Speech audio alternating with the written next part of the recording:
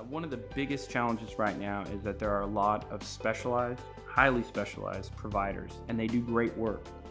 It's impossible or nearly impossible for senior executives to really know which providers they need in order to solve their specific challenges.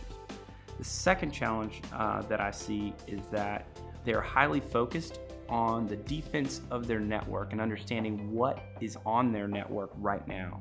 I think into the future, having better intelligence about what types of threat actors are out there, what are their current capabilities, and how are they actually, or have they targeted organizations just like mine, that if I was aware of that, I might be able to anticipate more of the types of cyber threats my team is likely to encounter.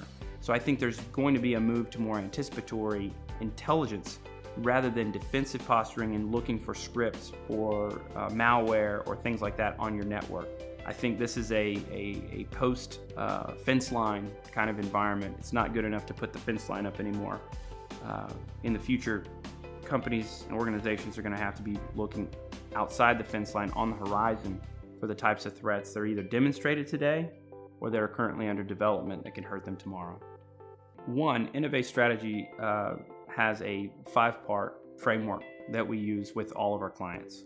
We take a very core business objective approach. So we start with a client's core business objectives as a way of starting a cyber conversation. Secondly, we then do a critical data asset or critical data system inventory to understand what exactly do you need to secure in order to deliver on those core business objectives.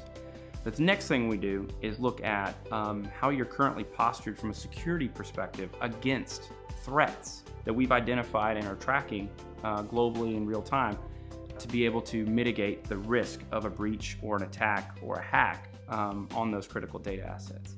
And then finally, we work with your team to raise your cyber fluency. The reason for this is in the event of a breach, it's actual executive teams that respond to those breaches and not just the CIO or CISO. So from that perspective, most providers will tell you that you won't have a breach because you're installing their software or using their system. What we would do is say, in the event of a breach, in the unlikely event of a breach, you're going to be better positioned to be able to react to that with the information you need at the right time in order to respond as a team. And I think that right there increases your resiliency, will lower the time in which you have this breach dictating to you how you're going to respond, and rather than being reactive, we allow our clients to be more proactive in their response. And then finally, we also run through a series of exercises in order to make sure that executive teams are aware of their cyber posture and understand how they can respond most effectively.